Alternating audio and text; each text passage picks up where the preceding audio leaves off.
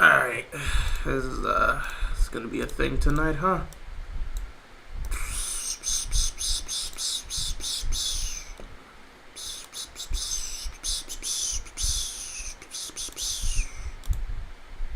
It's gonna be one of those nights.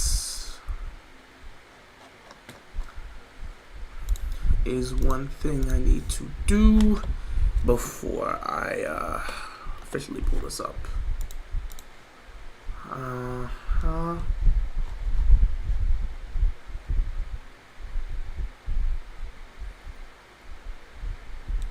Yeah, we was close. We was very close. Okay, so one last thing. Let me pull this up.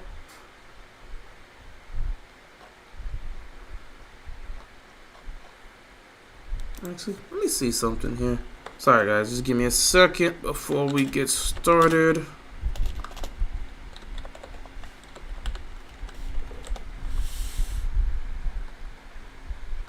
There we go. All right. So,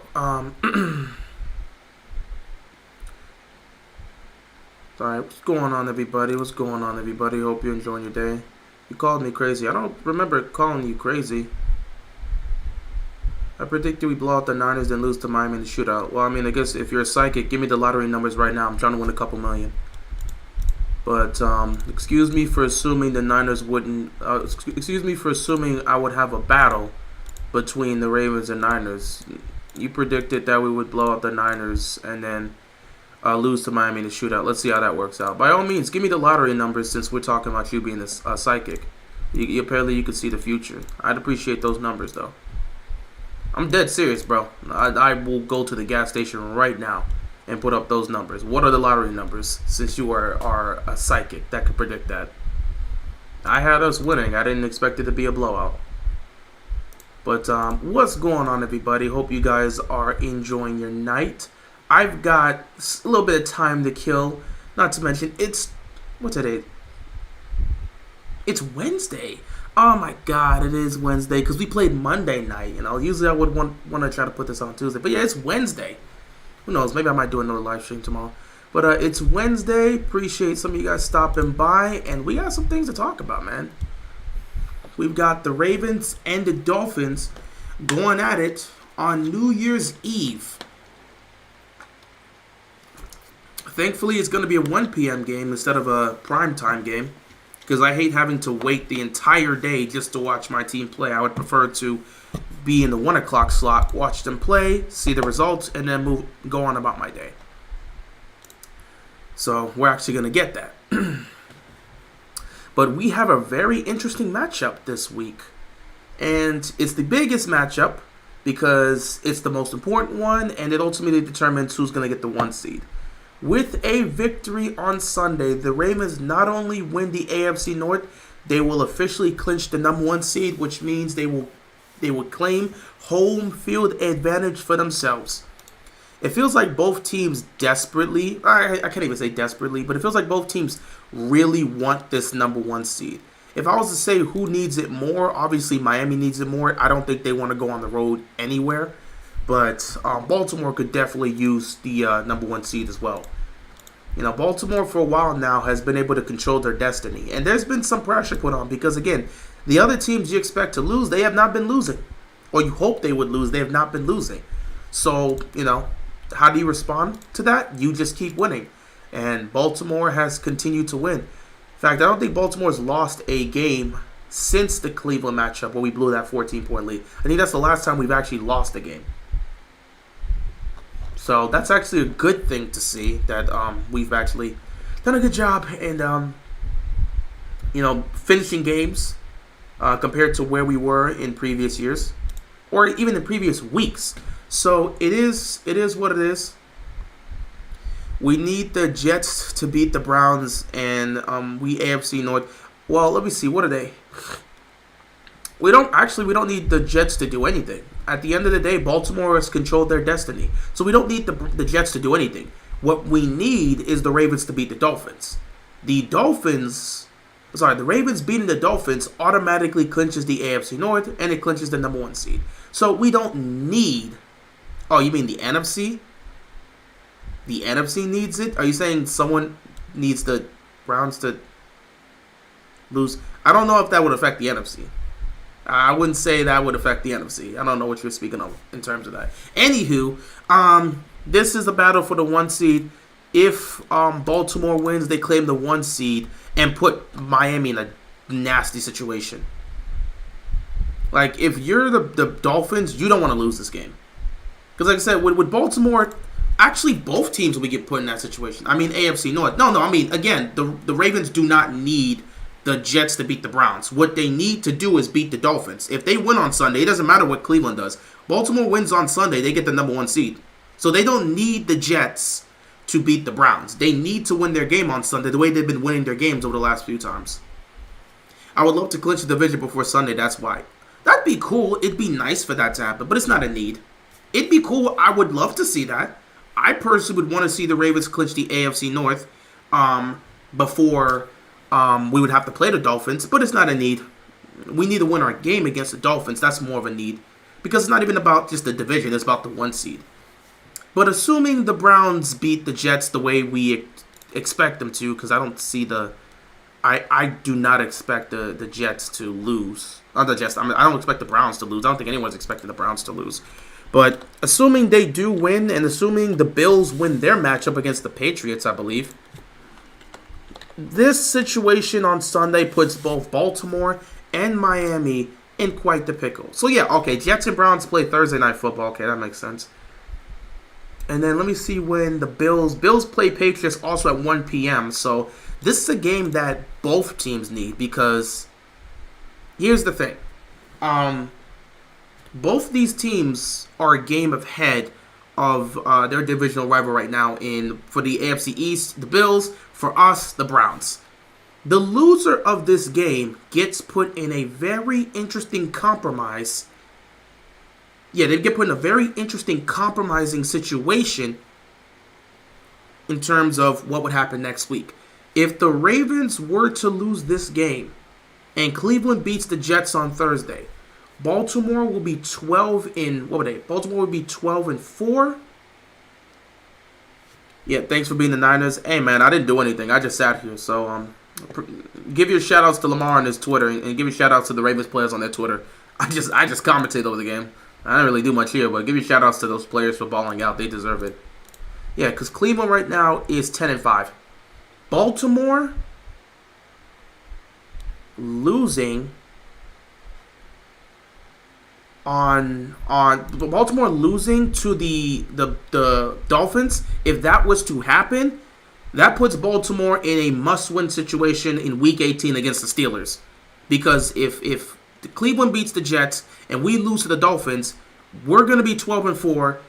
The Browns will be 11-5, and basically we'll have to take that grudge match against the Steelers. And if we would have to win that one, it would be a must-win situation. Heading into Week 18, you would be in a must-win situation to win the division. So if Baltimore was to lose to the Dolphins, they must beat the Steelers to claim the AFC North. That's just how it is. On the other hand, but again, with that situation, it's not the worst possible scenario, because again, if you take on Steelers, you can win. It's not the worst possible scenario, but you do risk losing the 1 seed. On the flip side here, if you're Miami, this becomes 10 times worse. Miami right now is a game behind Baltimore. We're 12-3, they're 11-4. If Baltimore was to beat the Dolphins, Miami's in the worst possible situation. See, with us, we would have to beat the Steelers. And, you know, the Browns, they're not guaranteed to beat Cincinnati in Week 18, so anything can happen. But with the Dolphins, if they were to lose against Baltimore and the Bills were to beat the Patriots, then that puts that Week 18 matchup between the Dolphins and the Bills, that becomes a grudge match for the division. And I do not think Miami wants to be put in that situation. Now, of course, Miami still, no matter how they look at the situation, they still have to win their final 2 games. In order for the Dolphins to claim the 1 seed, they need to beat Baltimore and they need to beat the Bills. That's how they get the 1 seed. By doing that, they will claim the AFC East and gain the 1 seed. So, obviously, beating the Bills is on their agenda if they want to get the number 1 seed and win the division. But it's not the main focus as to what's happening right now. The main focus for them is, actually, let me see. The main focus actually is the division more than the 1 seed, because I believe if they win this game, thinking about it, let me actually go check, because I want to get this right before we start making our talks about the scenarios here. Let me look at the standings right now. The Dolphins are 11-4. The Bills are 9-6, which means the highest. Yeah. So the Dolphins with the win clinches the AFC East. There we go. Baltimore has not clinched their division yet. A win on Sunday wins them the AFC North. A loss means they got to beat Pittsburgh in Week 18 to clinch the division. And they may lose out on the number 1 seed. Meanwhile, Miami, a win against Baltimore clinches the AFC East. But a loss and a Bills win means not only do they lose on the 1 seed, but Week 18 in Miami will be for the division. And I do not know if Dolphins fans want to be put in that situation. It could be a situation in which the Dolphins fall from second place all the way to the 6th seed. And they would have to go on the road against the Bills. Actually, let me think about that. Looking at the standings right now, I want to even look at the playoff bracket too, because I think it could be a situation where if the Dolphins lose their final 2 games, they might be the 6th seed in the playoffs. They might legitimately be the 6th seed in the playoffs. They would go from having a chance to get the number 1 seed to being the 6th seed in the playoffs. Which means they would have a date with Kansas. Oh, no. That's not what you want. So whoever wins clinches their division. Yeah, if Miami beats the Ravens, they win the AFC East. If the Ravens beat the Dolphins, they win the AFC North. Worst possible scenario right now, because I'm looking at this. Worst possible scenario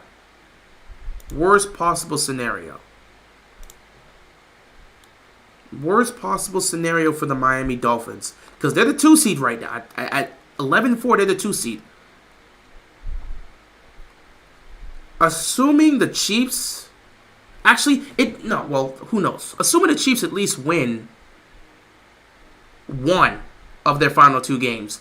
If they win 1 of their final 2 games, they clinch that 3 spot in the AFC. So if you're Miami, the worst possible scenario is you lose your final 2 games. If they lose their final 2 games, that drops them to the 6th seed, which means they'll have a date with Kansas City in the wild card round. That's not what they want. If Miami is able to, if they win against the Ravens but lose to the Bills, or lose against the Ravens but win against the Bills, they'll be the 2 seed, which means they'll have a date with the Colts in the first round potentially. Then again, if they beat the Bills. Okay, I'm going off track here. Either way, the main focus is on Sunday, Miami and Baltimore. The winner of that clinches their division and could potentially get the 1 seed. Miami, they win on Sunday, they clinch their division. If they beat the Bills Week 18, they get the number 1 seed. Baltimore, if they win on Sunday against Miami, they get the 1 seed and they win the division. Simple as that. So, yeah, that's pretty much what's on the line here. Now let's actually get into the game. I spent way too much time talking about the playoff scenarios. I might have to, I might make a stream tomorrow or Friday, most likely, maybe tomorrow, because we do have the Thursday night game, and I'm not going to stream that. But I might make a brief stream specifically talking about the playoff scenarios, because I'm really trying to think about that. I'm really trying to think about all the possible scenarios. Either way, both teams need to win to clinch their division. That's the main part. But Baltimore can also grab the 1 seed if they do win, which at that point means they will control their destiny. Getting into the game itself, there's so much that goes into this for the most part. Because it feels like it's a grudge match. Or at least it feels like this is somewhat of a revenge game for the Ravens because of what happened last year. And a lot of us do remember what happened last year. If the Ravens beat the Dolphins, would you play the starters for the Steelers game? Yep, I'd play them for a quarter, or I would play them at least the quarter, maybe for the first half of the game. I'm not going to say you play every starter. You try to pick and choose, but I want to play my main guys offensively, and I want to play some of my guys defensively. We don't have to take a risk with any guys that may be nicked up, give them the rest, but I would want to play a majority of my starters in that game. If we are able to clinch the 1 seed on Sunday, then, yeah, Week 18 against the Steelers, play your guys for a quarter or for a half just to make sure they get some time playing some football before they have to go into the bye week. You do not want to go into the playoffs and that bye week without having some level of football play. That is 3 weeks of football you will not play if you rest in Week 18. You do not want to do that. We did that in 2019. We came out sluggish, and you saw what happened. I'm not trying to have a repeat of that. Just give them something. Just give them something. Just because I don't want that group just to go into ice cold for 3 weeks. Okay? We saw the Ravens go into a bye week, and then they took on the Rams. Rams are a great team, but we saw them go into the bye week, and we saw that defense get cooked coming out of the bye week. Let them have the best possible test they can have just before getting into the playoffs is take it on the Steelers. Your most heated rival, a physical team. You take them on for a half of football, second half you bring in the backups, and you go from there. You'll at least have that physicality that you can take with you to the playoffs. But I'm not trying to watch this team go 3 weeks without playing football. We did that in 2019, and we came out sluggish. Defense was lost. Offense got smoked. It is what it is. So I want to play some of these guys. At least for the most part. I want to play some of these guys. Yeah, Miami would see Kansas. If Miami loses their final 2 games and Kansas City locks in at that 3 seed, based on what we're seeing from Cleveland, Cleveland's going to win one of their final 2 games. So it's possible if Miami loses their final 2 games, they could drop from the 2 seed all the way to the 6 seed, which would give them a date with the Kansas City Chiefs in the playoffs for the first round, which is not exactly what they want to deal with. They do not want to be in Kansas City for the wild card round, having to take on this Chiefs team. That could be very dangerous for them. If the Patriots upset the Bills, Dolphins win the East. But, I mean, if the Patriots upset the Bills are missing the playoffs. I don't care what if the Bills can't beat the Patriots, they're going to lose in Week 18 to the Dolphins, and they're just going to miss the postseason. It's as simple as that. The Bills don't really have a lot of tiebreakers. They really don't. So, if they lose to the Patriots, they're 9-6 right now. Chiefs, 9-7. They're going to win their division with the win, so that doesn't affect them. But the other wild card teams you have to look at, Steelers 8-7, Bengals 8-7. The Bengals have the tiebreaker over the Bills. Jaguars, whoever wins that South wins that South. But the battle for the 7th seed becomes very interesting because right now the Bills are 9-6, Colts are 8-7. Bills, you lose to the Patriots. If you lose to the Patriots, you're probably going to end up losing to the Dolphins, which will knock them out of the playoffs. And I don't think they want to end the season at 9-8. But yeah, this is definitely a tough matchup here. The Ravens, remember, the Dolphins beat them the last 2 years.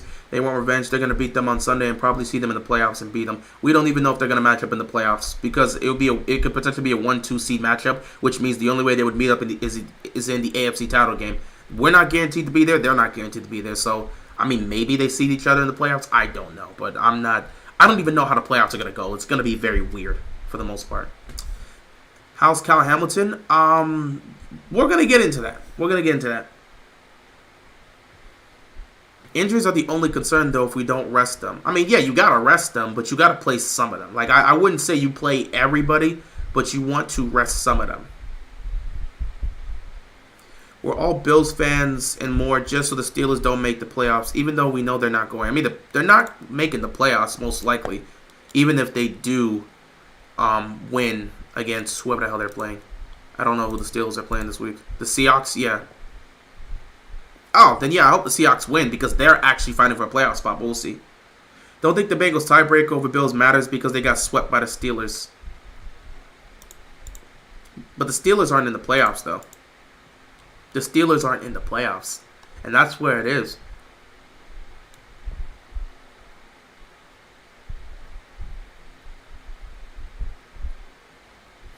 The Steelers aren't in the playoffs right now. I mean, they're in the bubble, but again, if Pittsburgh doesn't make the play, it's so crazy. I can't even begin to go into the playoff scenario. But all I'm saying is it's going to be weird the last couple weeks. We might talk about this later on, but it's going to be weird the last couple weeks. Anywho, I actually got to get back on topic here.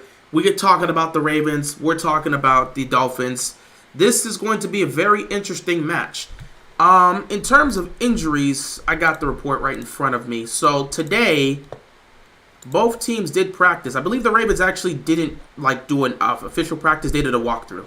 So the Ravens did a walkthrough today, which means they didn't really look to practice. So it was a walkthrough. So yeah, they did a walkthrough. So honestly, the injury report's an estimate. Taking a look at the injury report for both the Ravens and the Dolphins, Ravens have 1, 2, 3, 4, 5, 6, 7, 8, 9, 10 people on their injury report. The Dolphins have 1, 2, 3, 4, 5, 6, 7, 8, 9, 10. Good Lord. 11, 12, 13. Okay. The main people you got to look at for the Ravens, Zay Flowers, calf injury. He's been dealing with the calf. He didn't participate. I expect him to play. I'm not concerned about that. Kyle Hamilton with the knee injury.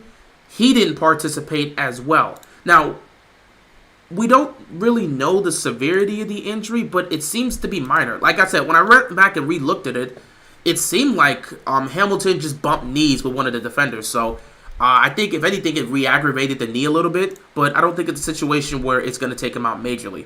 Harbaugh spoke on it. The team themselves don't seem to be majorly concerned about it. Hamilton was still on the sideline, smiling, chilling out on the bench with his uniform on, with his jersey and stuff on. So he never went back into the locker room. He never took off his jersey and stuff. So it seems like his knee injury should be fine. They're just going to monitor it. But he didn't participate in walkthroughs today. And then Kevin Zeitler, he's dealing with a little bit of a knee situation, so a little bit of a knee or a quad situation. He didn't participate. So that's 3 guys who didn't have participate: Zay Flowers, Kyle Hamilton, and Kevin Zeitler. The rest were limited. Armour Davis still limited with a concussion.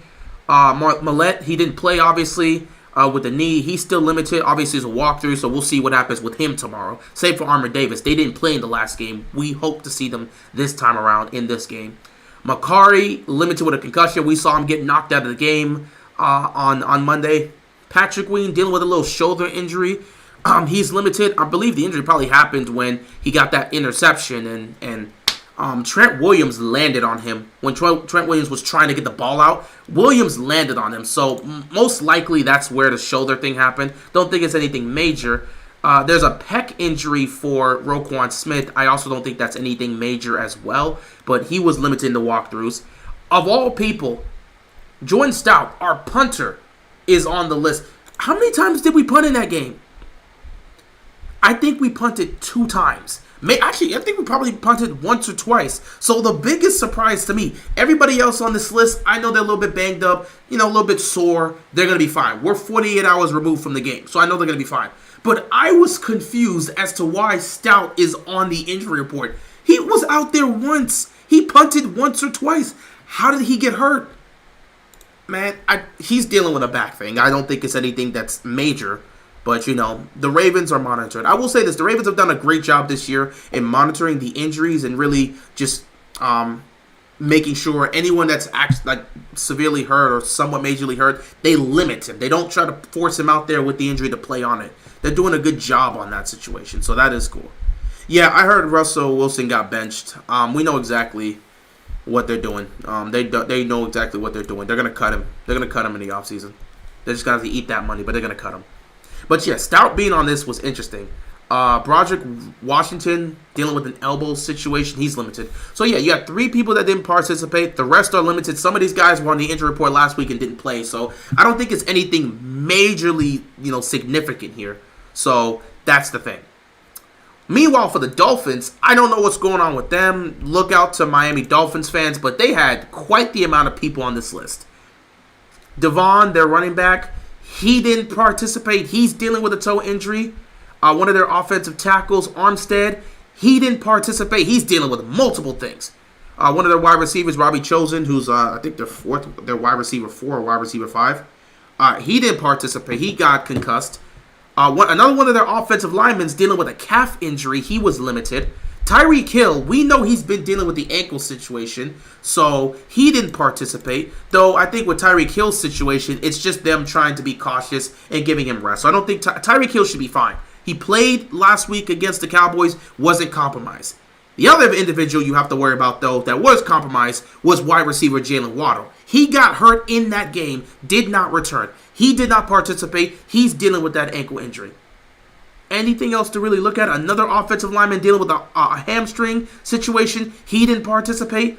Robbie Hunt, Austin Jackson, another offensive lineman, he was limited, so he did participate. Raheem Mostert with a knee or an ankle situation, he didn't participate. So both of their running backs did not participate today. I don't know, maybe they did a walkthrough or some sort of practice, but their two main guys in Devon and Raheem, neither one participated in practice today.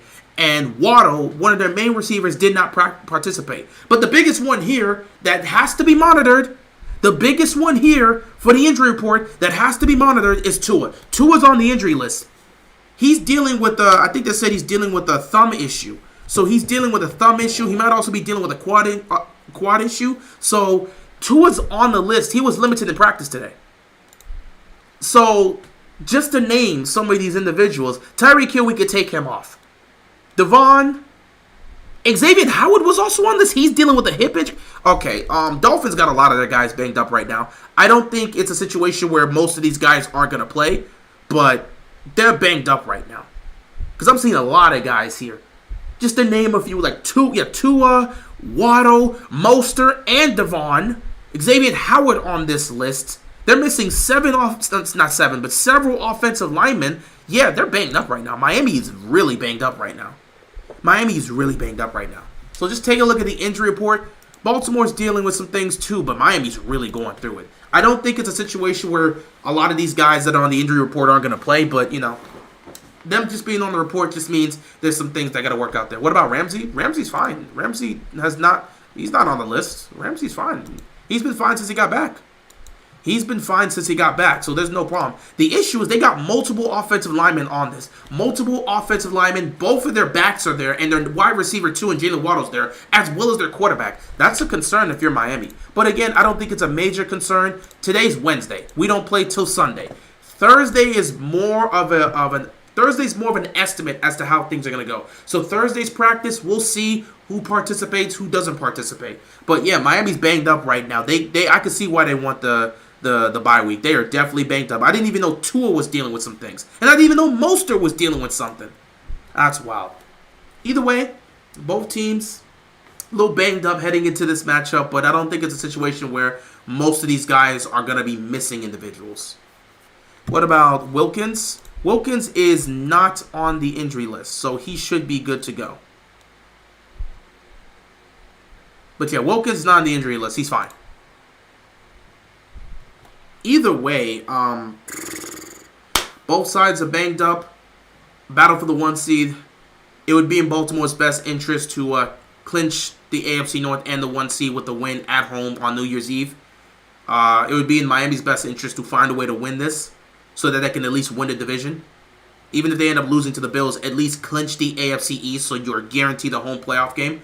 Yeah, both teams know what's on the line. So, yeah, that's just how it's going to be. Now, heading into this game, how is it going to go? Okay, so this game is going to be a grudge match. However you look at it, this game is going to be a grudge match because the Ravens did not forget what happened last year. It's very interesting how much things have changed in a year with Baltimore. Or how much things have improved. How much things have changed and how much things have improved. Because the last time we faced the Dolphins, we were in the situation. We still had Greg Roman as our offensive coordinator, and offensively we did well that day. We always start off fast with Greg Roman's offense for some reason to start off the season, and then it just dies down as the season goes on. But yeah, we played a really good game against the Dolphins. Now, You need a live stream during Lions Cowboys. When do the Lions? I mean, when do the Lions and Cowboys play? Oh, that's a sad. Oh, yeah, I'm absolutely gonna stream that. So I wouldn't worry about me doing that for the playoffs. I'm gonna stream Lions Cowboys. I thought that might have been a Sunday night. Oh, Saturday night game. I'm gonna be Saturday night game. If I'm home for that one, I'm definitely streaming that one. So you ain't gotta worry about the Lions Cowboys being streamed. Both teams have already clinched the playoff spot. Lions won the NFC North. I was about to say South, but the NFC North for the first time in, first time winning a divisional title in 30 years. First time winning the NFC North. Period. But yeah, Dolphins Ravens. It's a grudge match because last time we faced them off, we had Greg Roman as our offensive coordinator. We still balled out, because like again, Lamar on the offense, they were killing it against that defense.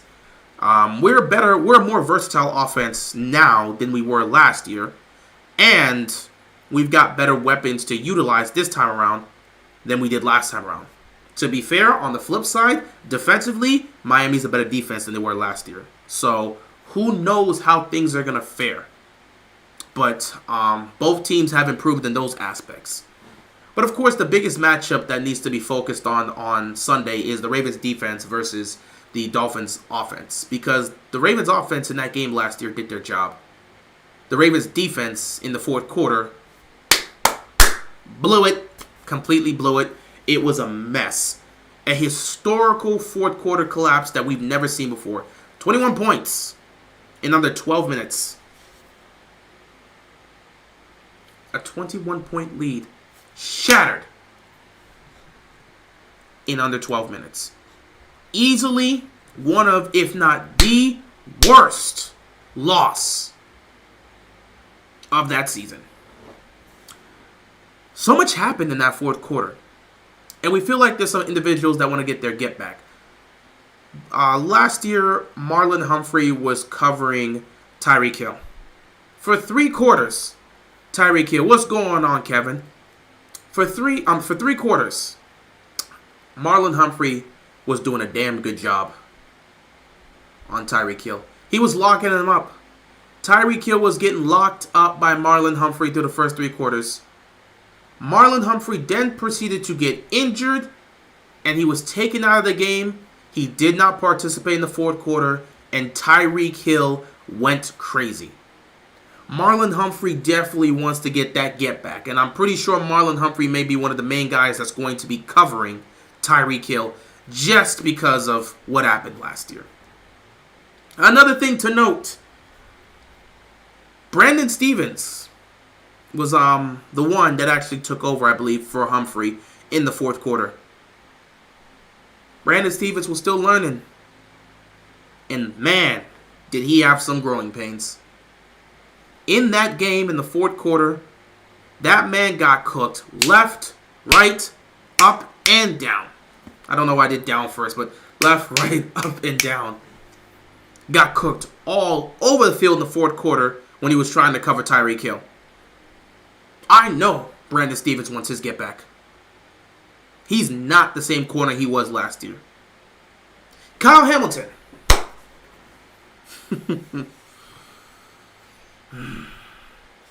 Kyle Hamilton played one of his worst games of the season in that Week 2 matchup against the Dolphins. His performance was dramatically bad. It was so bad.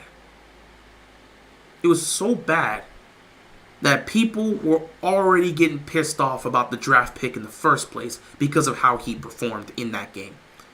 Even though many of us were saying it's his second game as a pro, he's going to be fine, Ravens fans were heated that Kyle Hamilton was getting cooked left, right, up, and down.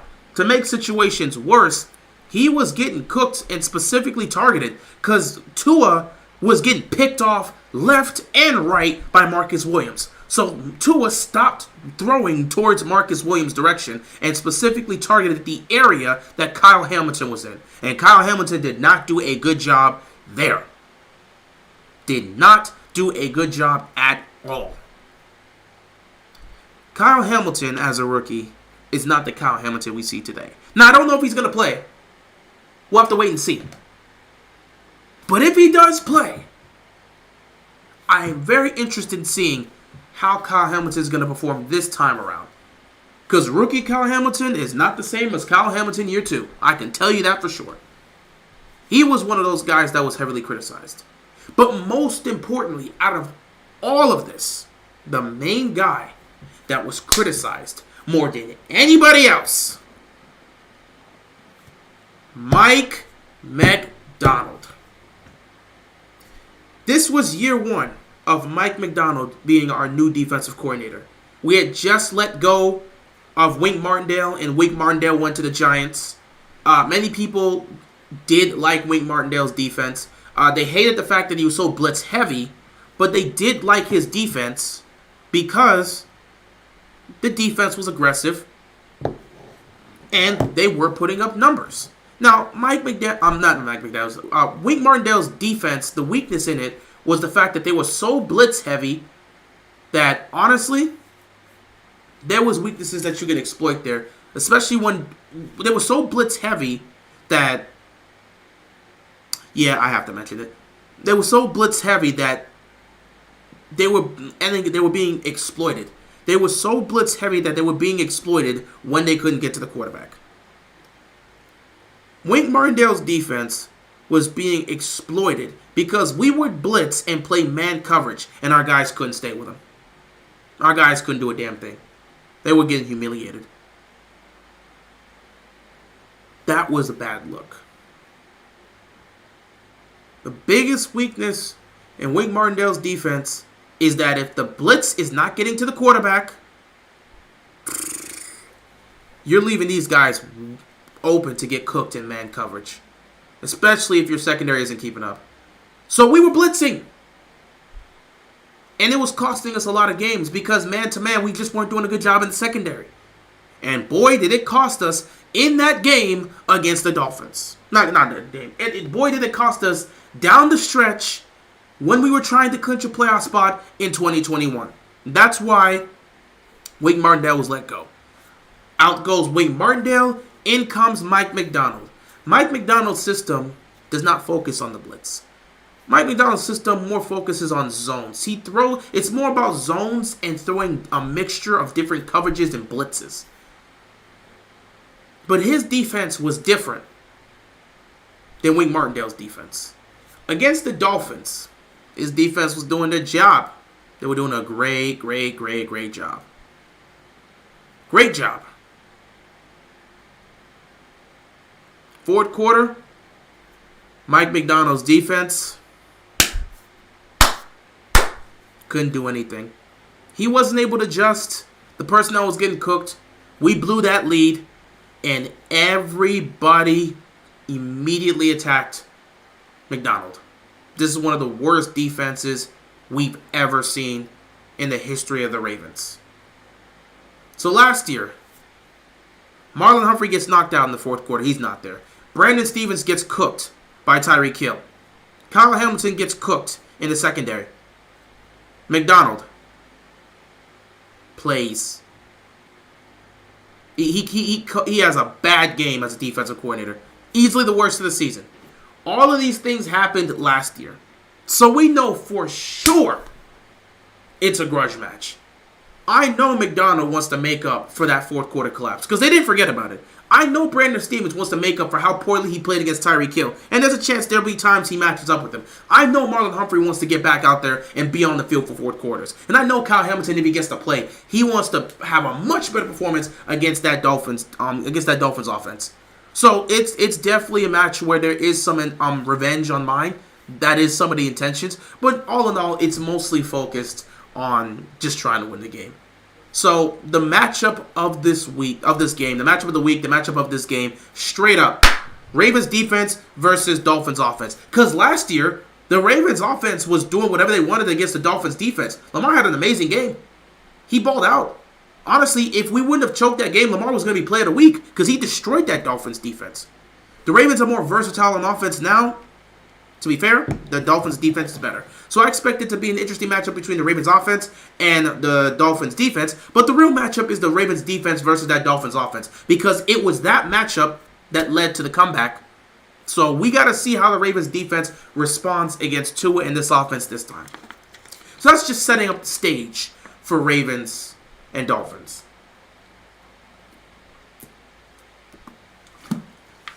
Now to get into this game. What do the Ravens have to do to get a victory? Offensively, honestly, keep doing what you're doing.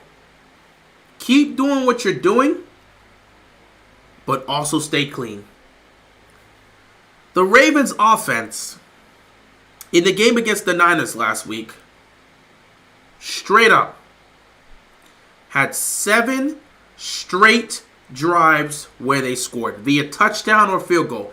7 straight drives where they scored. And what makes that even better is they did that and didn't turn the ball over once. Baltimore's offense has been limiting the turnovers over the last several games, and it's been helping them win football games. The offense needs to play clean and stick to their game plan and play their game. Lamar is going to be Lamar.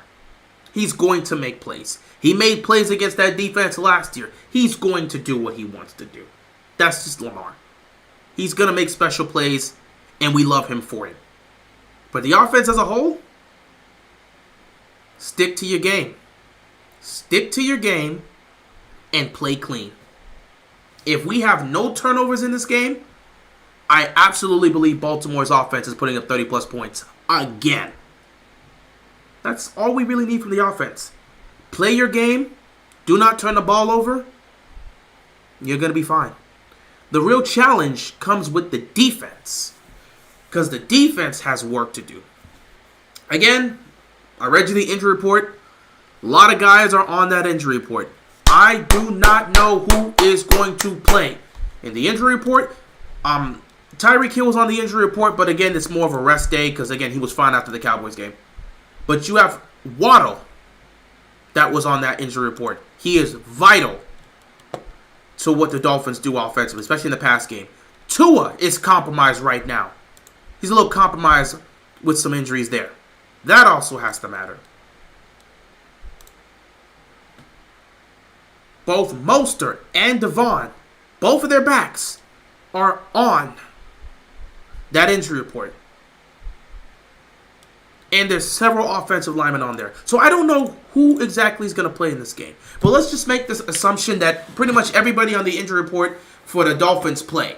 So that means you'll see, Tua's out there. His offensive line's out there for the most part. Both Devon and Mostert are good to go. They're out there. Tyreek's out there. Waddle's out there. So they pretty much have all their weapons out there. What are the Ravens' defense? What are they going to need to do? What does this defense need to do to help this team win? Well, I think the number one thing we need to see from the Ravens defense is the same thing we saw from them last week. They have to be disciplined. They have to be physical, and they have to stick to their assignments. They need to be fundamentally sound.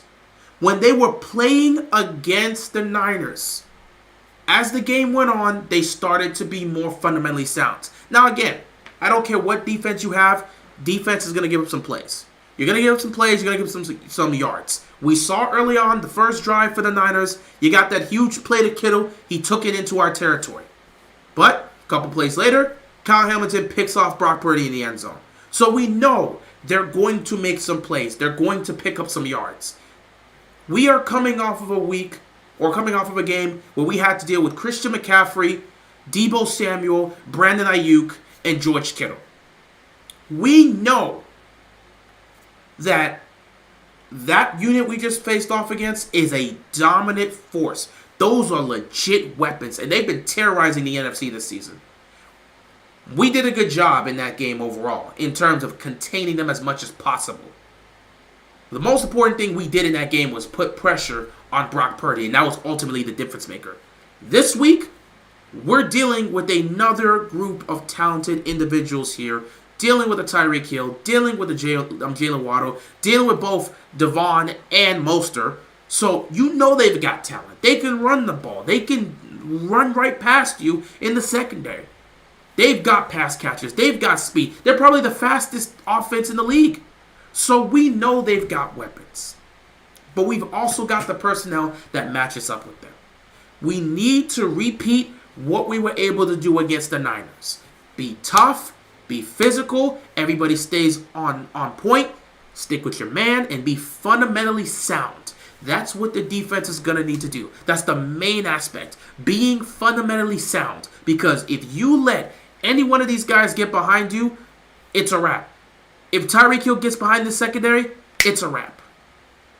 It's a wrap. Straight up, it's a wrap. So that is something we need to make sure our defense is doing. They need to stay fundamentally sound, keep everything in front of them. And this is the thing. McDonald's defense plays a lot of zone. They're not really playing man like that. And pretty much everything stays in front of them. Take a look at the film against the Niners. They keep everything in front of them. They don't let people get behind them like that. They keep everything in front of them.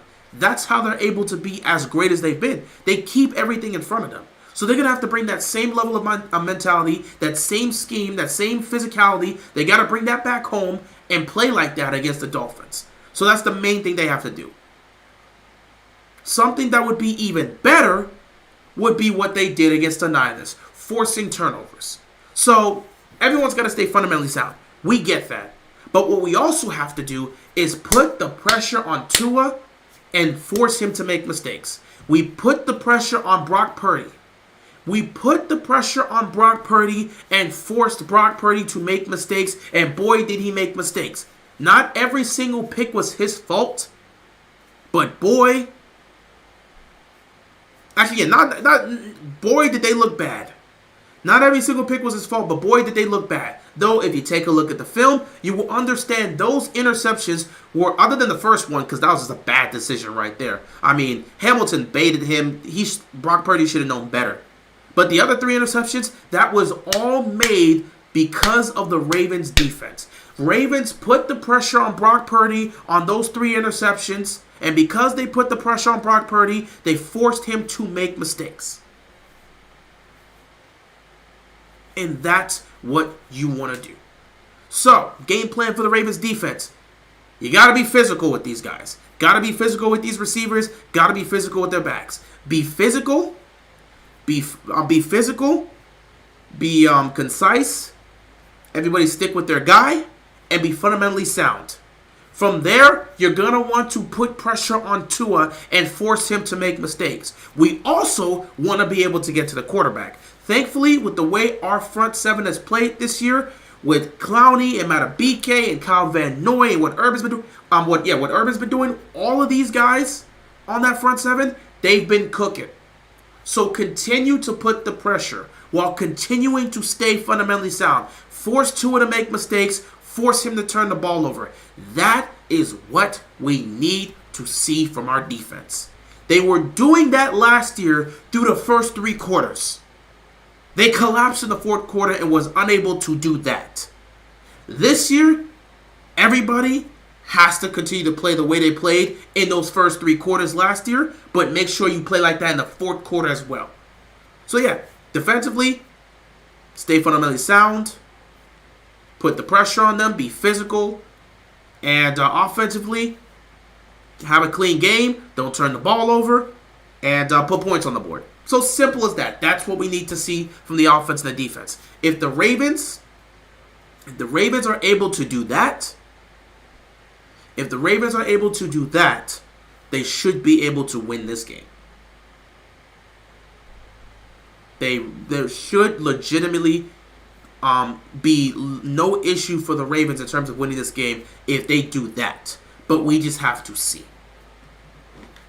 So yeah, with that being said, I don't really have a prediction for this game. I still think it's going to be a close game. If the Ravens blow them out, that would be a nice surprise. I would love that to be the case.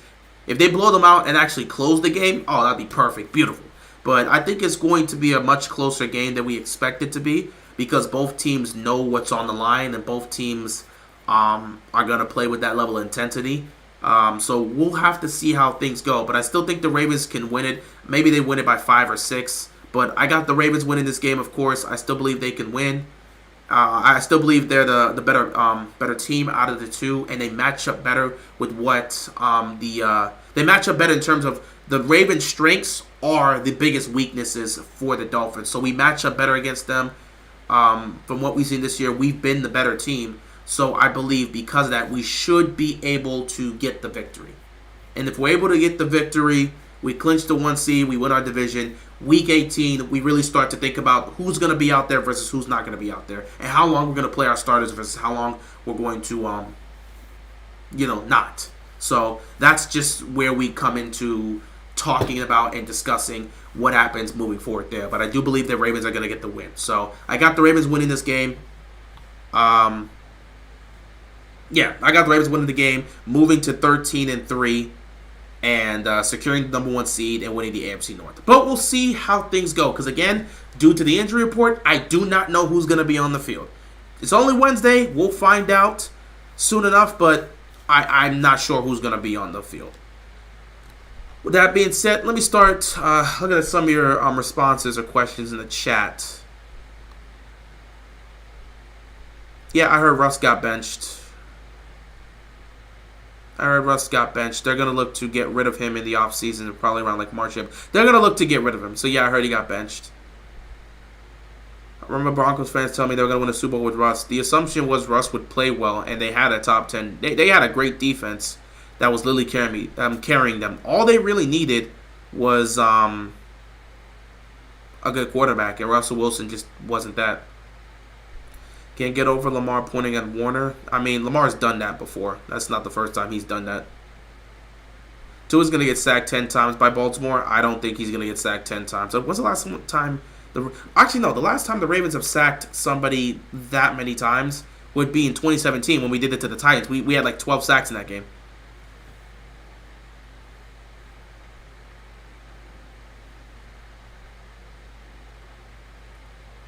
We're the underdogs no matter what they say. That's what Lamar says. We're the underdogs. So that's just the mentality we have. So pretty much that's just how we're going to go at it. You guys are actually going to Super Bowl. That's so cool. No, the Super Bowl, I'm sorry. This game is not the AFC title game. So it doesn't determine who's going to Super Bowl. And we haven't done anything yet. It's December. Today is December 27, 2023. The AFC Championship game doesn't happen for another month. And we have not booked our ticket to the AFC title game. We still have to handle business. So, no. I said, the Super Bowl doesn't happen for another, month plus. We have not booked our ticket for the Super Bowl yet as a team. So, no, we're not going to the Super Bowl. We're taking this one game at a time, one day at a time, one play at a time. We're not about to just look ahead. Many people did that in 2019. The team even admitted that, they were feeling themselves low going into the playoffs. They're not trying to do what they did in 2019. So, no, we're not going to the Super Bowl. It's not guaranteed. We have to go and earn our ticket there.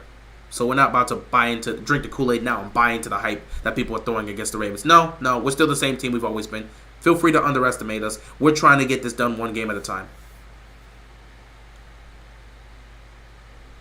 We want revenge from the Dolphins. I mean, yeah, he wanted avenge last year, so we'll see what happens.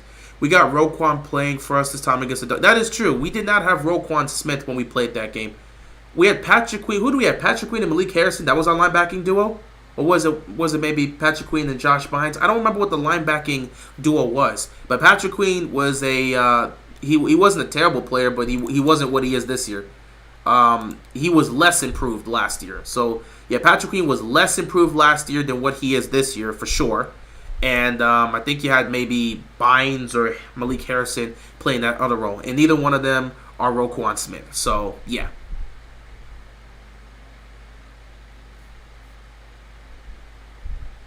If Miami cooks Roquan and Queen, our secondary. If Miami cooks Roquan and Queen and our secondary, we're screwed. Well, yeah, I mean, if they cook our defense, we're probably going to lose that game. Who knows? We have a new defensive coordinator from the last time we played Miami. That's not true. The last time we played Miami was year 1 of Mike McDonald, which is why I'm saying McDonald's looking to avenge that loss because that was his worst game as a defensive coordinator for the Ravens. In my opinion, I don't think Miami would do that much against you guys. You're free to make the assumption, but we don't underestimate opponents. And we thought that last year. We all thought that last year until we blew a 21-point lead. We're not underestimating anybody. Chiefs are the worst Super Bowl champion in the NFL. I don't know about that. Is Brandon Stevens all-pro this year? You can make an argument for that. And he may end up being that. What was the worst regular season Ravens loss? Honestly, I don't know. I can't remember right now. Because we was... Oh, wait. Maybe no, because we still put up like 20-plus points. I was thinking maybe one of the worst regular season losses in terms of blowouts. You would look at the game where we got blown out by Peyton Manning. Peyton Manning's revenge game in 2013 for what happened in the division round the previous year. That was a pretty bad one. And we're talking about impact. You could look at the game against the 4th and 12 play against the Bengals that ended our season in 2017. But I'm not exactly fully sure. I'm not fully sure which game I would put in that category. I think Lamar, Hamilton, and Brandon Stevens are all pros in my opinion. You can probably throw Roquan Smith in there too, because I don't think there's any other linebacker that's playing better than Roquan Smith, other than debatably Warner. Like, again, I think Roquan Smith is within the top 3 for linebackers in the league in general. And I don't think there's a better linebacker in the AFC than Roquan Smith. Arguments can be made that both Roquan Smith and Patrick Queen could end up being all pros this year. And yeah, Matabike is probably going to be... He'll definitely be in the conversation. Definitely probably would end up being an all-pro, but we'll see. Yeah, just like every game, we always have to play all 4 quarters. Yeah, I heard about the Russell Wilson situation. I heard about what he said on Twitter and what he's basically expecting to happen. And yeah, I know about the individuals that are going to be inducted into the Hall of Fame. I saw they were just continuing to put all of them out. So, yeah. Dolphins offense can't beat man in zone.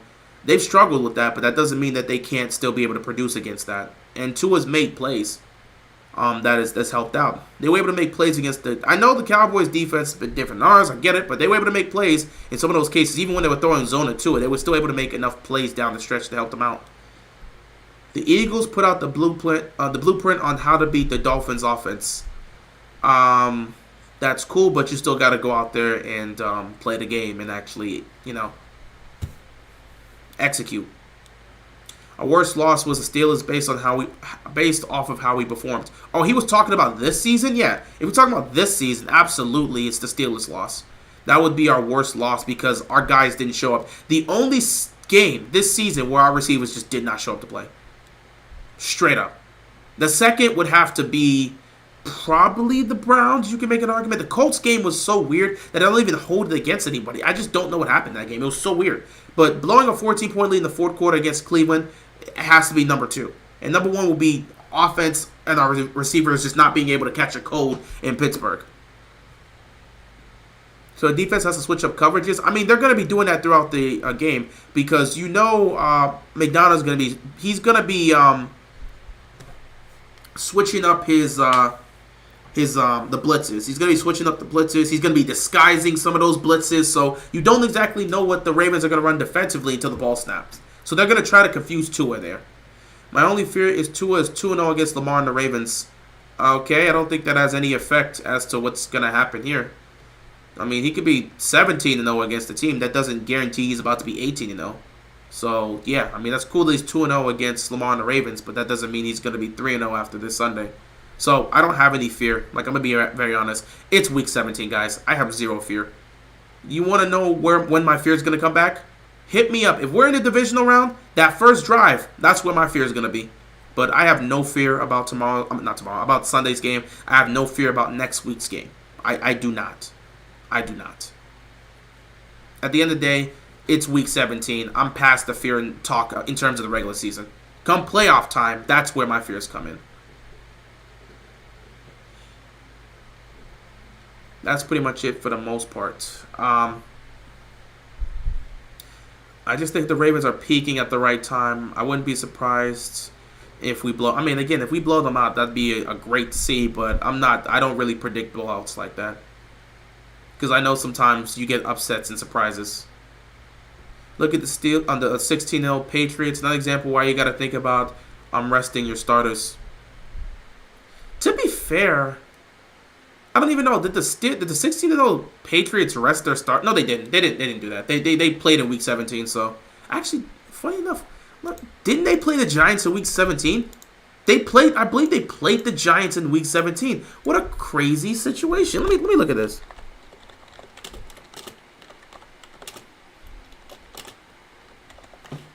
In 07, I believed they played them, or maybe it was Week 16.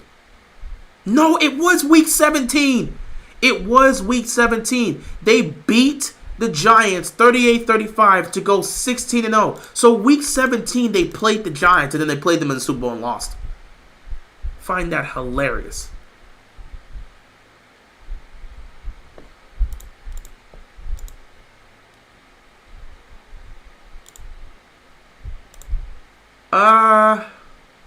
The Steelers in 07 didn't rest their starters, but we did in Week 17, and we paid for that.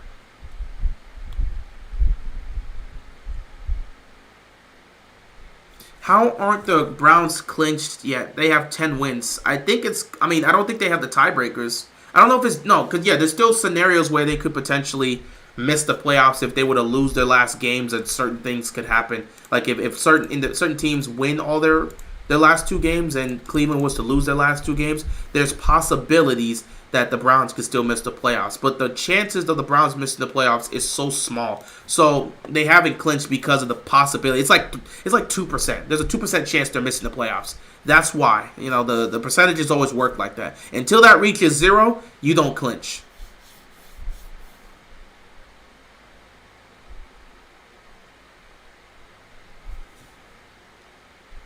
Roquan got cooked by Najee Harris. Yeah, that was a bad game for him. Never betting on y'all to win in blowouts. We usually don't blow out teams, so it is what it is. What's the Dolphins' record on the road? I have no clue.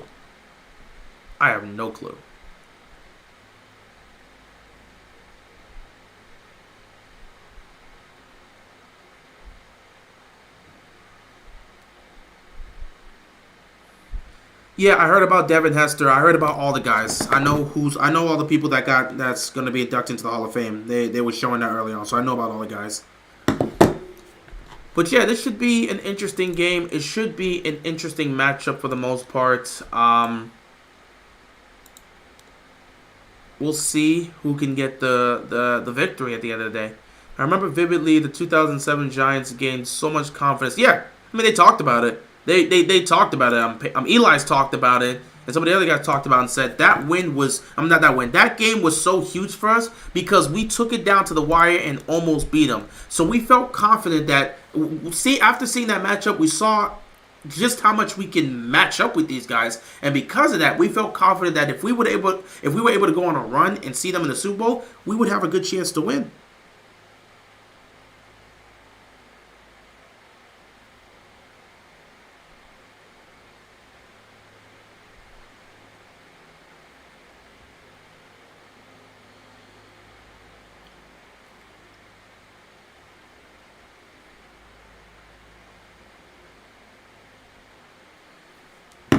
But they had a lot of confidence coming out of that game and the loss because they saw that they were able to compete with these guys, and that's what they took away with it. Score prediction? I don't have a score prediction. I never have a score prediction about this. I've had one score prediction where I nailed it but got the wrong team. 2018. Ravens, Chiefs. I said the Ravens will win 27-24. We lost 27-24. I don't really do score predictions. I believe the Ravens are going to win, but I don't do score predictions. The only teams that could stop us are the Browns or the Bills. No, the only teams that could stop us is ourselves. The only one that could stop the Ravens is themselves.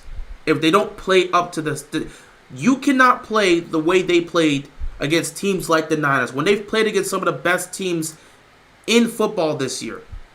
When they blew out the Lions, when they manhandled the Seahawks. You cannot play at that level and then lose in certain ways. This Cleveland team that we're talking about, we lost to them because we choked away a 14-point lead. Pretty much every game we've played this season, we've had the lead heading into the fourth quarter. If Baltimore closes those 3 games out, if Baltimore doesn't make the mistake on special teams against the Colts, we don't go into overtime. If the receivers show up and catch the football against Pittsburgh, instead of having, 7, 8, 9 drops, we're not in that situation. If Baltimore holds on to a 14-point lead in the fourth quarter, we don't lose that game. Baltimore has yet to have a game where they've been outclassed. We've seen them choke games because they didn't close.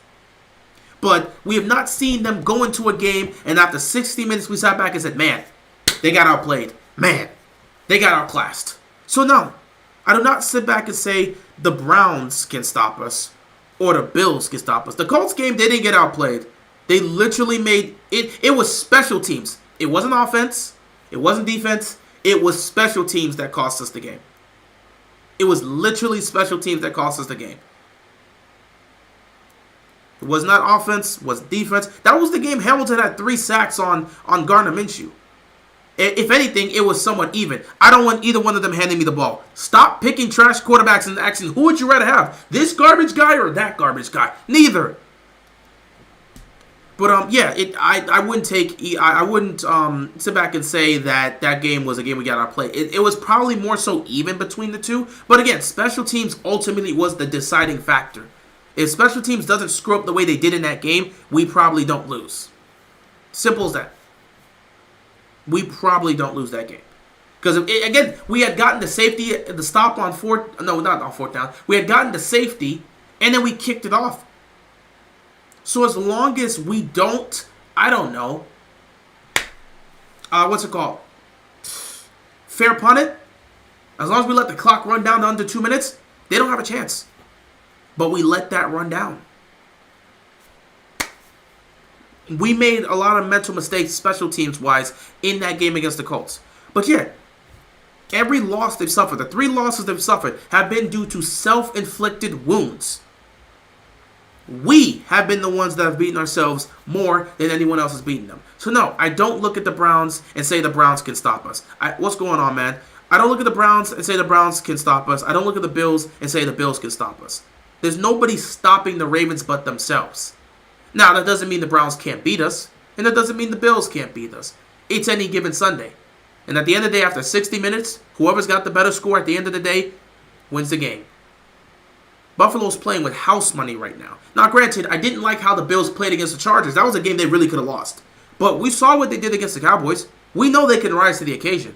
And the Browns right now, yes, it's not against the best of competitions. Like, you're looking at them and saying the Bears, who they play?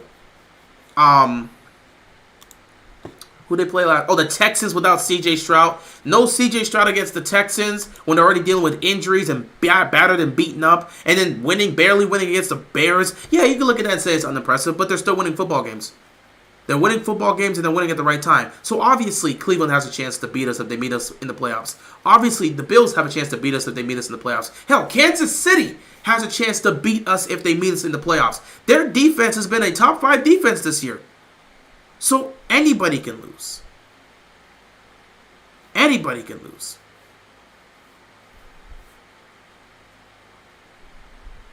The Colts was the most legit game where I say they actually beat us.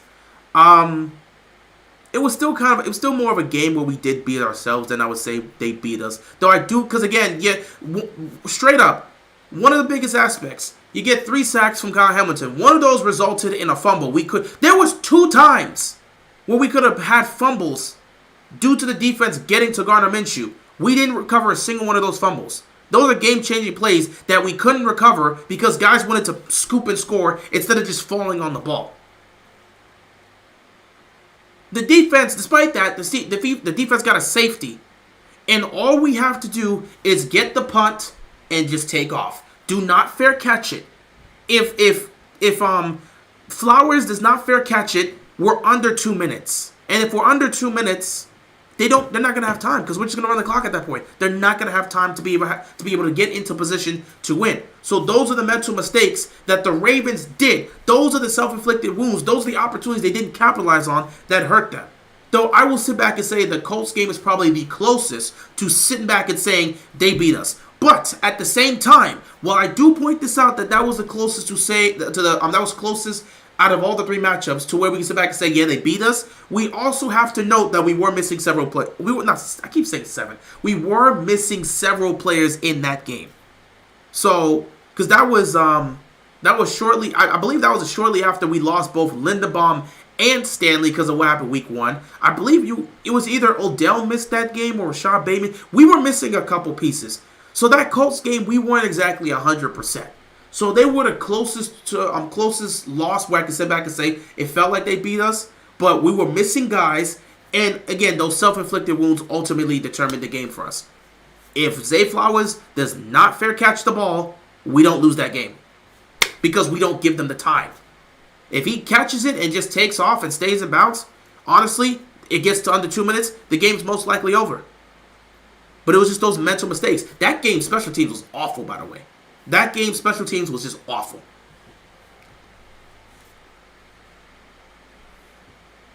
But yeah, I mean, at the end of the day, I don't look at any team and say that that's a team that can. I don't look at the team. That's a team that can stop us. Nobody's stopping Baltimore but themselves. Nobody. You have all the talent in the world. You have all the ability in the world. With the way you've played this year, nobody's stopping you guys but yourselves. Now, even though I'm saying no one's stopping them but themselves, that does not mean they can't get beat. You have 3 losses for a reason. You got beat. Even though you made the mistakes and you're really directly responsible for those losses, you still got beat. You can get beat by Cleveland. You can get beat by Buffalo. You can get beat by Kansas City. You can get beat by anybody. So let's not get it twisted.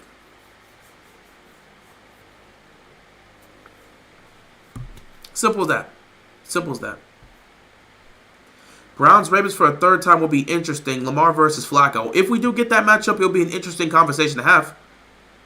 What's the biggest what if in Ravens history? What if we would have drafted Aaron Rodgers? We could have in 2005. Just saying. But there's some interesting what ifs.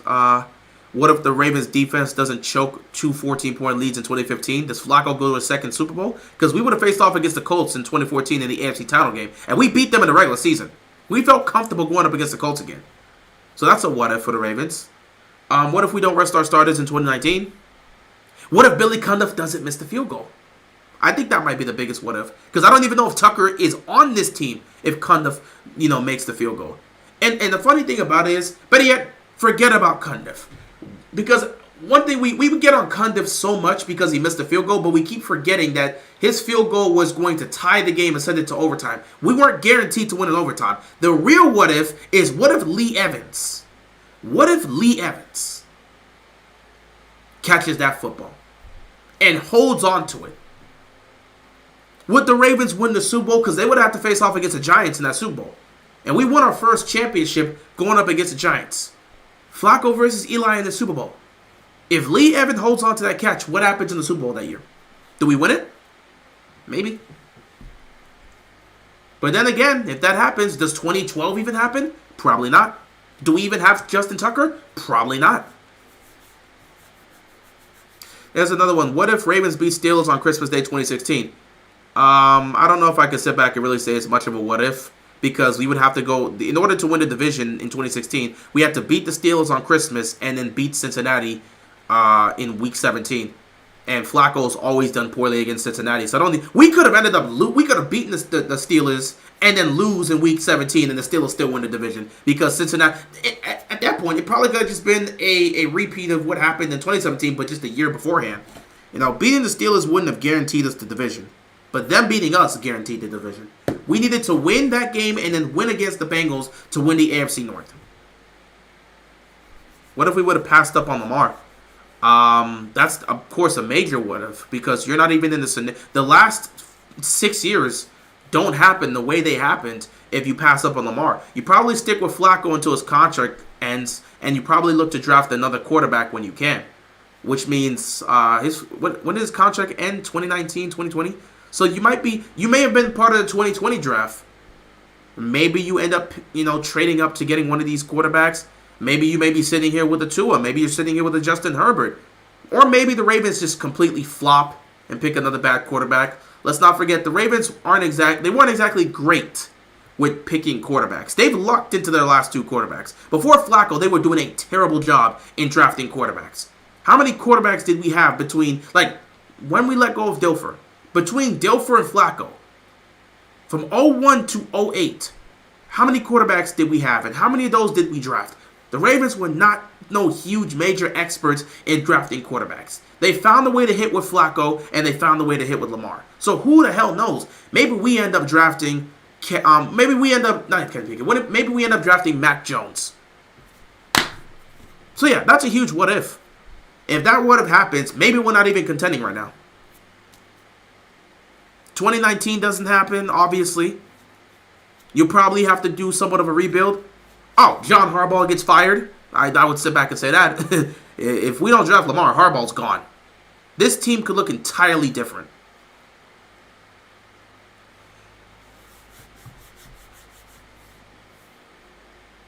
Yeah, they probably would have won the Super Bowl in 2011, but they wouldn't have. I don't think they would have repeated in 2012. The motivation definitely wouldn't have been there. They were motivated in 2012 because of what happened in 2011. Not to mention that was Ray Lewis's last ride. So that magical year in 2012 probably doesn't happen if we win in 2011. But you still do get a ring out of the Flacco era. So however you take it is however you take it. If we go one and done in the playoffs, Harbaugh better be packing his bags because I would want... Yeah, I mean, at the end of the day, if we go one and done in the playoffs, there's going to be major questions about everybody. There'll be major questions about Lamar. Can we actually win a Super Bowl with this guy? That will be the biggest question we will be asking. But also, the questions about Harbaugh would be, is it time for him to go?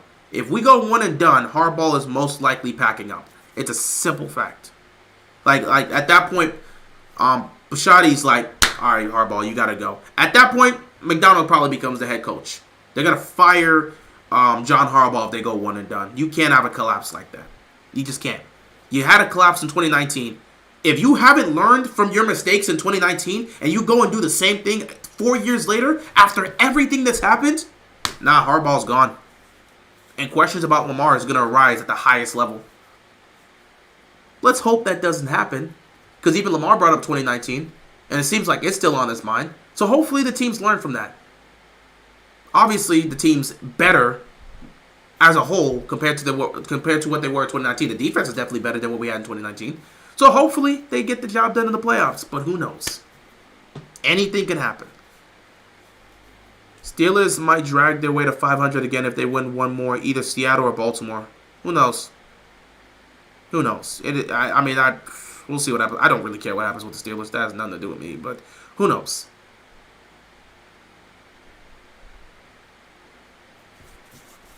If we pass on Lamar, we miss the playoffs in 2018. Harbaugh gets fired. We wallow in bottom feeding for at least 4 to 5 years. Well, we do, Harbaugh's going to get fired. We do miss the playoffs in 2018. But it's possible we're bottom feeders for the next couple years. But it's also possible the Ravens luck out and pick one of those quarterbacks. Because by 2020, the team would have been complete. Like, heading into the 2020 draft, we may end up having a top 10 pick. And that's the draft where you got Burrow and Tua and Herbert and Hurts. You may end up picking up one of those quarterbacks and resaving your franchise. Who knows? Who knows? But it's not guaranteed. The Ravens weren't exactly the best at picking quarterbacks before they just, found Joe Flacco. What's going on, Justin? What up? Big fan of your channel, man. Do you have any tips on starting a Ravens YouTube channel? I am not the best at giving tips at this. I'm not even great at this. Honestly, it's the most basic advice you could ever give. The best tip I can give you for starting a Ravens YouTube channel is to just start. It's the most basic thing. Just start. It doesn't even have to be great quality. It doesn't have to be the most fancy. Just go out and start. Just make a video. Any video. Speak. What you want to do is speak from the heart. Speak your mind. And just be yourself. But the best thing you can do is start. If you go to the early days of my channel, when I had originally started talking about the Ravens, I just spoke my mind. I spoke what I wanted to say, and I just started. The biggest advice I can give to you, the biggest tip I can give to you, number one, is to just start. Number two, do better than me. Network. There are plenty of other individuals in the Ravens YouTube that, I've gotten to talk with, I've gotten to connect with. Okay? You got my boys with Sudden and Simply with the Purple Rain podcast. You got the homie Engraven. You got our man Coach. There's plenty of individuals.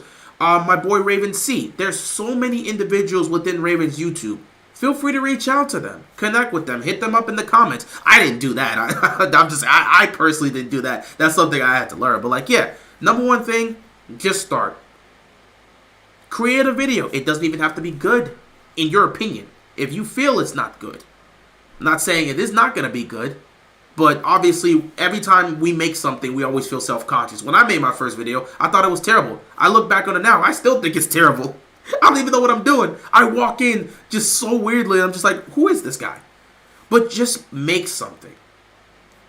Put something together and just start from there. Any of these other guys on Raven's YouTube or any other person that started content creating, straight up will just tell you the number one thing you got to do is start. The number one thing you got to do is start. And I'm not even great at this. I'm not. I always try to add other aspects, but I'm not the best at this, you know. But I feel so comfortable on camera because it took time for me to get here, but I started. And because I've started, I feel comfortable doing this. Now, me personally, I want to expand into other things. I want to expand into other things. I want to start doing more project-based stuff. I want to start doing more scripted-related stuff. That's other projects on the side in terms of doing other stuff. Joe is another guy. You just want to start. So I want to expand into other things. That's a personal project, but in order to gain that confidence, one of the main things you just got to do is start. So just start creating videos. Just start creating videos and network with other individuals. That's what I would say. Network with people on YouTube here. Network with the people in Raven's YouTube. You know, Engraven's constantly. Like, if you reach out to Engraven, trust me, he will get you on his show. You speak about it, just say, hey, man, I wouldn't mind, and I appreciate what you do. Wouldn't mind just coming on the show and speaking my take about the Ravens. Hit up Engraven. He'll probably reach out. That guy is he's always looking to get somebody going. So, yeah, my biggest advice is just start. It doesn't have to be the highest of quality. I started off with me just having my old phone. My old, broken, cracked phone. I just started making videos doing that. Like, this whole room, this whole setup, everything I have here, this whole room with all the posters and stuff and this setup and my microphone stuff, none of this was here when I started. I started, if you see my videos, I started off with my small, cracked phone when I was just making videos off of that. The best thing you can do for yourself is just start. That's really my piece of advice. The best thing you can do is just start. Trust me. I as somebody that's been doing this for a while and still feels he ain't done nothing, the best advice I can give you is to just start. Start, put something out there, look to improve every single video, and reach out to other people in the community. It does so much more for you. So, yeah, Justin, if you're looking to start, man, if you're looking to start a channel, man, just build up your channel and just start putting out videos. Putting out content will slowly get it out to an audience. And once you get it out to an audience, you can start growing. That's just how it works. And also network with other people. Something I really got to get back to because I don't remember the last time. I don't remember the last time I did any sort of networking, honestly. I really just be chilling out here and doing my own thing. But like, yeah, I would recommend just starting out, just making videos, and then straight up reaching out to other individuals in the community. That could definitely help you out. I really should look to do that in 2024.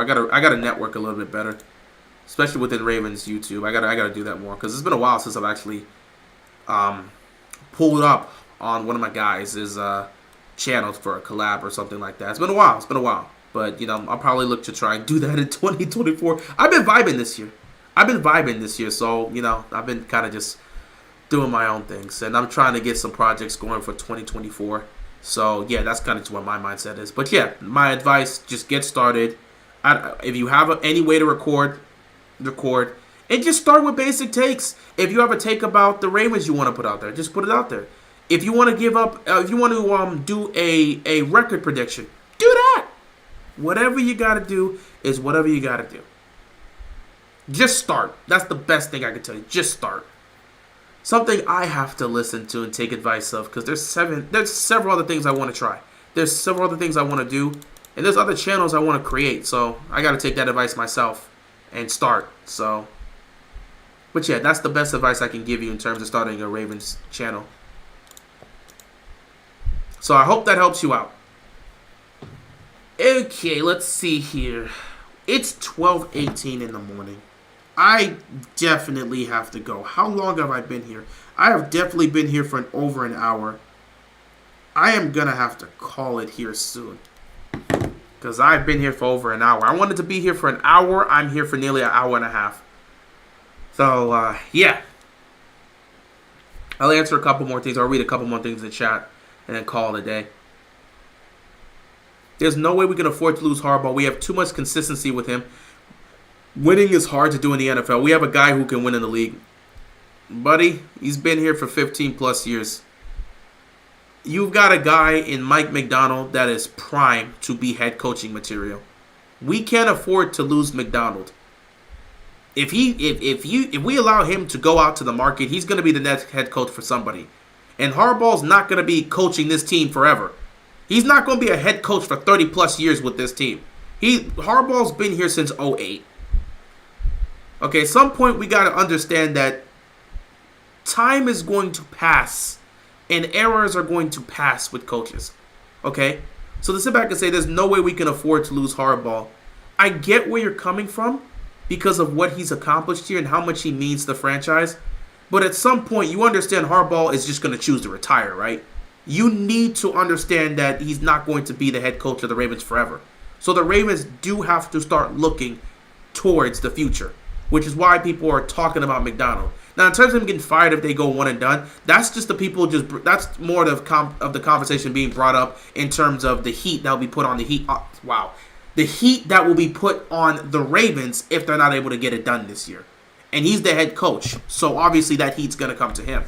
But I don't fully know if they would fire him if the Ravens go one and done. That's a different conversation. But yeah, at some point Harbaugh is not going to be here. Who's going to be here after Harbaugh? We do have to start preparing for that. He's been here for 15 plus years. He's not going to be the head coach forever. So you have to start preparing. You have a guy that looks to be ready to get that spot next in McDonald. They can't afford to lose him. I'm not saying you immediately get rid of Harbaugh, but the transition needs to start happening soon because he's not going to be coaching this team forever.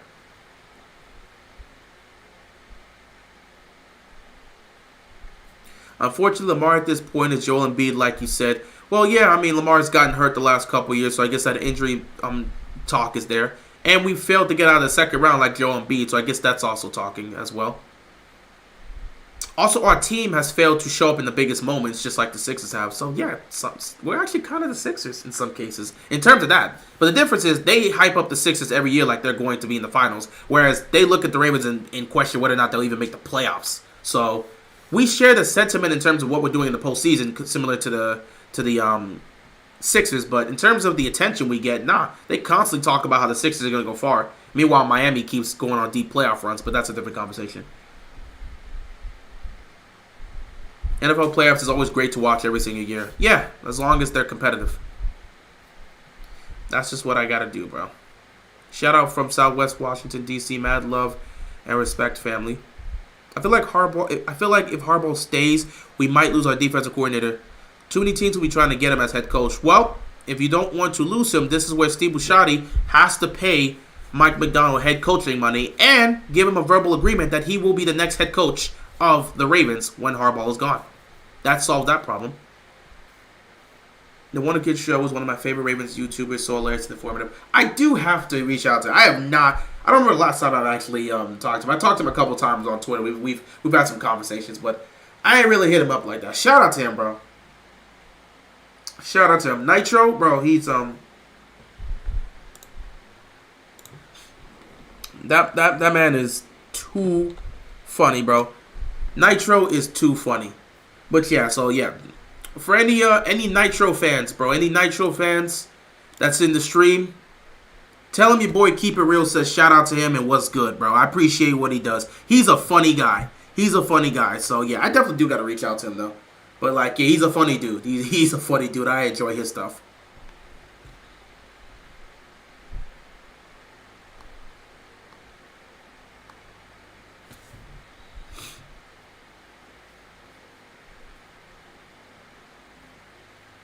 We're beating the Steelers in Week 18 with or without our starters. Hopefully we do win that game, but we'll see. What team do you think is getting Caleb Williams next season?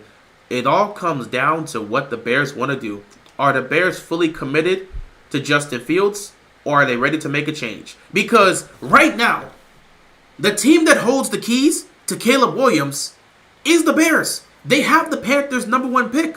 They have their first-round pick, and the Panthers are going to end up being the worst team in football. So the Bears are going to get the #1 overall pick, and I believe they're the 4th or 5th pick. So they're going to have 2 top 5 picks, if not 2 top 10 picks. If the Bears want to move on and bring in Caleb Williams, they will do that. If they want to stick with Justin Fields, they're trading that #1 overall pick to another team that's looking for him. Maybe the Patriots. I don't know.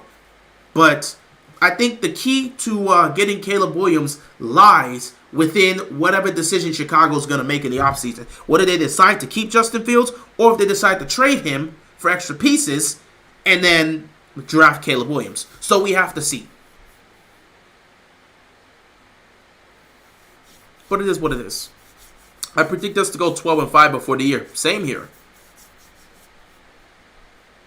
Yeah, not too much. Yeah, we only have 2 playoff wins since Ray Lewis retired. Well, he retired in the Super Bowl. So we have 2 playoff wins since the Super Bowl. I feel like if Harbaugh stays, we might... No, I already read that part. So, yeah, I mean, the McDonald, they're going to try to do... I would hope for a verbal agreement. I agree. I just don't believe in firing a guy at this point who has done what he has done. He will retire at some point, but I don't believe we should dump him if we don't succeed this year. Coaches get fired all the time. We're hearing that Bill Belichick may get fired. Nobody is above or below getting fired.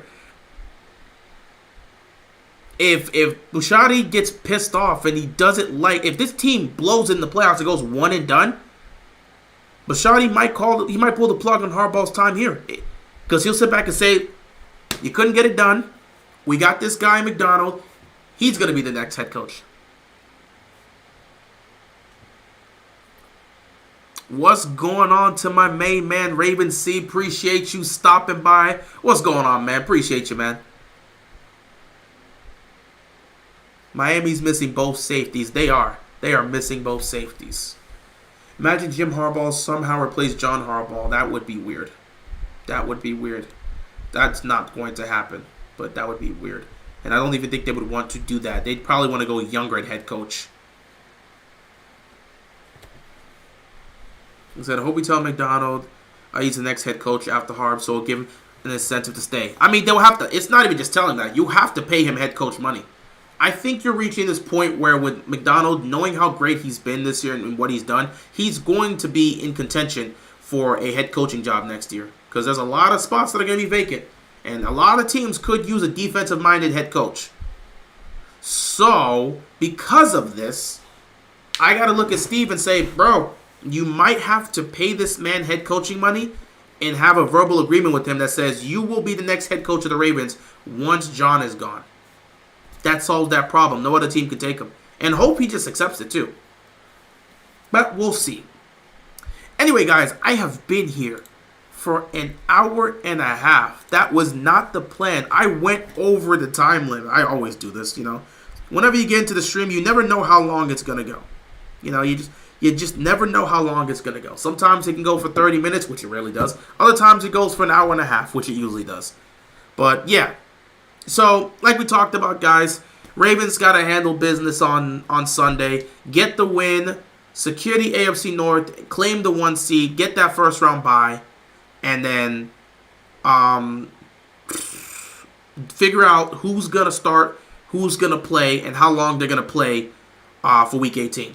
If you don't win, well then Week 18 becomes a must-win game so you can win the division.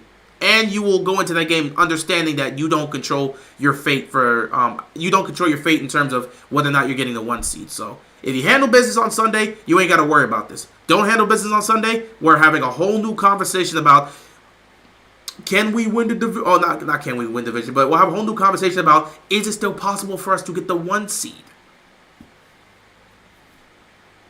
But hopefully we don't have to have those type of conversations. If they get the win, they should rest Kyle to the playoffs. Raven C, I was thinking the exact same thing.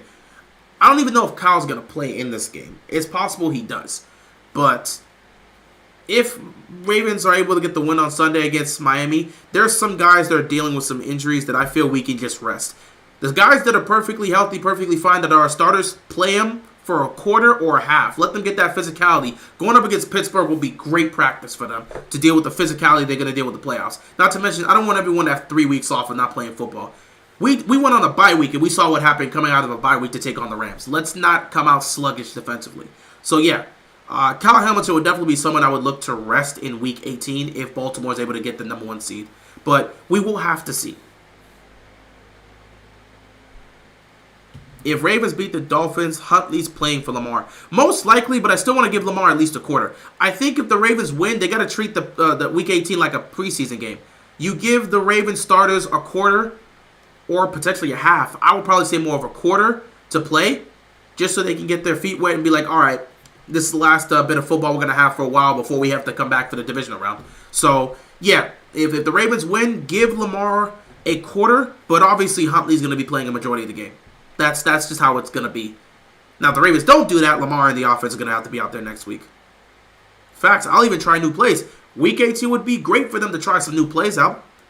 Anything that they've been looking to try and save to utilize the playoffs, bring it out. Any new schemes, any trick plays they want to do, even though we haven't done a lot of trick plays, because, we don't really run trick plays like that. And when we have, it hasn't always been the best. So, anything that they want to utilize, by all means, feel free to. We saw that one play that resulted in a touchdown to Zay Flowers, where they moved Ronnie Stanley to the right side, and they moved most of their offensive line to that right side because it looked like they were going to fake the toss. They looked like they were going to toss it to Gus Edwards. Instead, they faked the toss. Flowers gets open. Boom. Touchdown. Why reveal our hand early? Bro, we're not doing this whole reveal a hand early stuff. Okay, I don't think there's much that there's not at this stage, at this time of the season. There's not that much that people are trying to hold on to. There's no secret factor or X factor that the Ravens have that they're gonna magically pull out in the division round. Like, we were saving this for this exact moment. Let's do it. No, there's gonna be some things that they're gonna try out. Everything that the Ravens have done this season has been pretty much building up on this offense. I don't think I don't think Todd Monken's sitting here with the secret play or the secret ingredient that's guaranteed to work. So, no, they're not really revealing their hands. The Ravens play a very consistent game. So, we already know how the Ravens are going to play. They're not looking... We're not Kansas City. We're not Kansas City's offense where we're coming up with trick plays, where we're trying to do direct handoffs to our running backs and fake the pitch to our quarterback. We don't have plays like that. Andy Reid has plays like that. Todd Monken's not dialing up plays like that. We don't have these trick plays that we just have been holding on to that we're saving for the playoffs. So there's no reveal for us in terms of we're revealing our hand. We play a very consistent style of football, and that's pretty much going to be the case. But there are some plays and some things they could try out and see if that could be successful, because maybe they may want to test it out in the playoffs. So, yeah. I don't think he's brought everything from Georgia to this Ravens offense. I wouldn't fully make the assumption that everything he did in Georgia is well within this offense. I'm not fully sure we could throw that out there. I don't think every single play he has in his playbook is all directly from Georgia. I don't think he has all those trick plays he ran in Georgia. I don't think he has that in his playbook and is just going to release it come playoff time. I would be surprised to see it. They're not about to all of a sudden just do a play where they're just going to throw it to the receiver and then have maybe throw it to Zay Flowers and then have Zay Flowers fake it like he's going to run, but he's actually looking for somebody downfield. I don't think they have plays like that they're running. They may have formations that they haven't really tried out much. But I don't think there's a lot of plays that Todd Monken is sitting back and saying, I've been waiting for the playoffs. Unleash all this. This is our hands. No.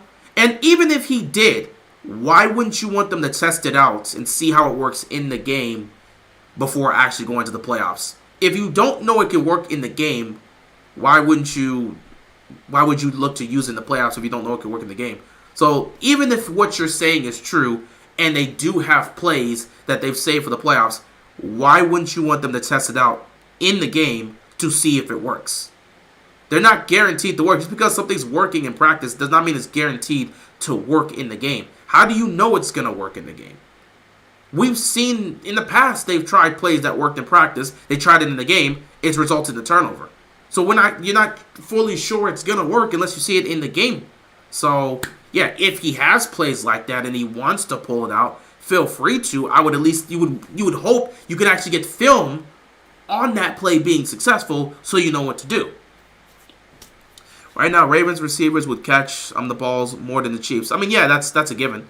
That's a given. But when I was talking about trick plays, I was talking about like direct handoffs, not more so of passing the ball to the receivers. They were doing like some direct handoffs where they would have Mahomes just on the outside, a direct handoff to Pacheco or Edwards Hilaire, or they would maybe try to use Tony in that, which they have really stopped doing.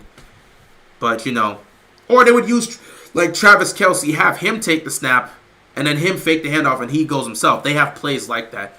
They tried to run one of those trick plays where I think it was Edwards Hilaire that got the snap, and he was trying to hand it off to Mahomes, and Mahomes fumbled the ball. So they've been running weird plays like that. Either way, guys, I'm going to cut it here. It's been over half an hour. We're heading pretty much into 2-hour territory. I appreciate you guys stopping by for the stream. Ravens play on Sunday. Thursday Night Football tomorrow. Browns, Jets. I'm not going to be streaming, but I'm probably going to be watching. And for those that are hoping the Browns lose, hey, man, we'll see what happens. I'm pretty sure the Browns aren't going to lose, but we'll see what happens. Either way, guys, I appreciate you guys tuning in. Thank you so much for pulling up to the stream. And next time I'll actually be streaming. Maybe I may stream tomorrow. I don't know. But if not, you guys will see me stream on Saturday when the Lions and the Cowboys take each other on for a game that's really about playoff seeding, because I think both of them still have a chance for the 1 seed. But we'll see how that goes. Either way, guys, I appreciate y'all. Thank you so much for watching, and I'm out of here. Peace out.